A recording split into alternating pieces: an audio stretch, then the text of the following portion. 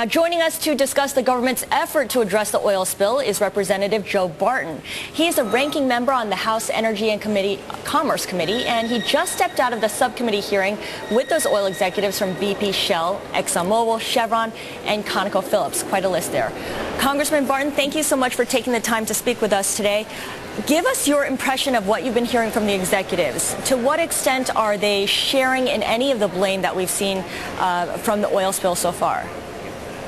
Well, they're testifying as we do this interview. I stepped out to come do the interview. But in reading what they are saying right now, they admit that something really, really bad has happened. They all want to stop the current problem, and they're all committed to doing whatever is necessary to minimize another accident of this type ever happening again. But they also say that we need that American-made energy that's beneath our outer continental shelf. It is vitally important to our way of life and to keep our economy growing and humming along. Congressman, I'm sure one of the big questions everyone wants answered is whether the big oil companies are prepared to deal with a major oil spill if another one should occur.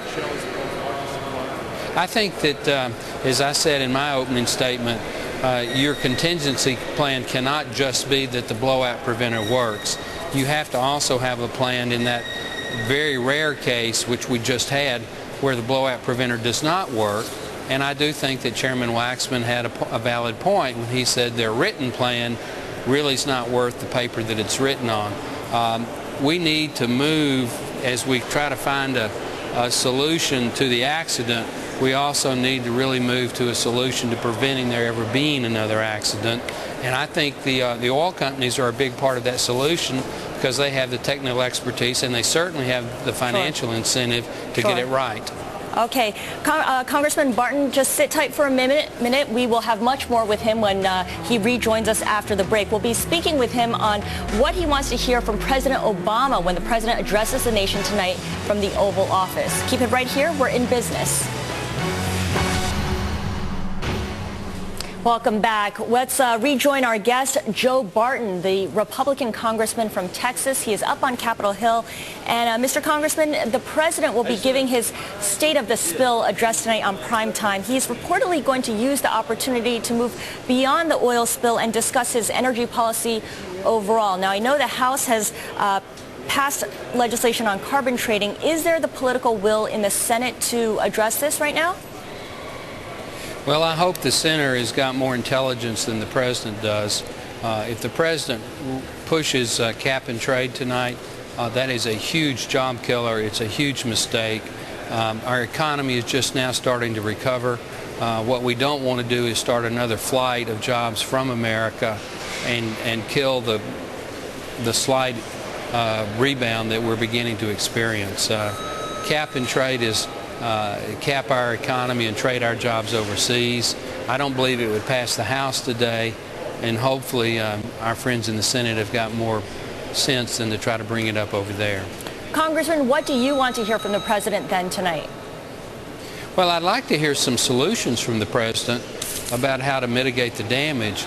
It is a private sector responsibility in causing the oil spill. That is clearly a British Petroleum problem. But it is the federal government that's responsible for mitigation and cleanup. And if the president has a better idea on how to do it, the president ought to give that idea to the American people this evening.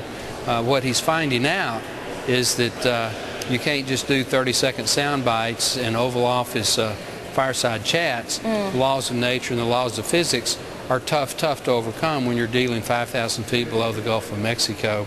But I think our engineers and our scientists are up to the task, and I know that if we work together with the industry and across party lines, we can do things that prevent this from happening in the future. So, Congressman, what have you learned then from this oil spill disaster? Yeah, I do think that it shows that the industry and the regulators were a little bit lax because we haven't had a major accident like this in 50 years. They kind of relied too much on the blowout preventer being the fail-safe, as we found out that you need something beyond the blowout preventer. And also, I think at these deep depths, 5,000 feet, as deep as 10,000 feet below the ocean surface, you're really pushing technology, and we need to rethink our procedures in these deep, ultra-deep drilling situations. Congressman, I know that you have said that you are supportive of requiring some additional safety measures to be put into place when it comes to deep water drilling. Can you give us some examples? Well, I can give you some ideas. Maybe we need to have a safety center somewhere where all the real-time data goes, where people that just focus on safety can look at that data. That capability is there, but it hasn't been utilized. Maybe you need to have a safety inspector on the rig at critical times, not just inspecting the rigs once a month. The blowout preventers are inspected once every 2 weeks. I think that's adequate. The rigs themselves are inspected once a month. That's probably adequate.